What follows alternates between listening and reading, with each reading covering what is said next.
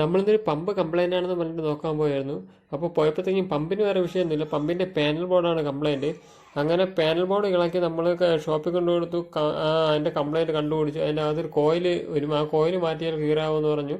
അങ്ങനെ കോയിൽ മാറ്റി തിരിച്ച് സംഭവം കൊണ്ട് സെറ്റ് ചെയ്ത് വെച്ചപ്പോഴത്തേക്കും സ്റ്റാർട്ടിങ്ങിൽ ഭയങ്കര ഒച്ചയാണ്, ഭയങ്കര വൈബ്രേഷൻ പോലെ. അപ്പോൾ ഇത് ആംപിയറിൻ്റെ കുറവാണോ അതോ വോൾട്ടേജിൻ്റെ കുറവാണോ എന്ന് അറിയത്തില്ല. പക്ഷേ കടയിൽ വിളിച്ചപ്പോൾ ആംപിയർ കുറവാണെങ്കിൽ ഇതേപോലെ സംഭവിക്കുമെന്ന് പറഞ്ഞു. പക്ഷേ ആംപിയർ വേറെ വിഷയമൊന്നുമില്ല.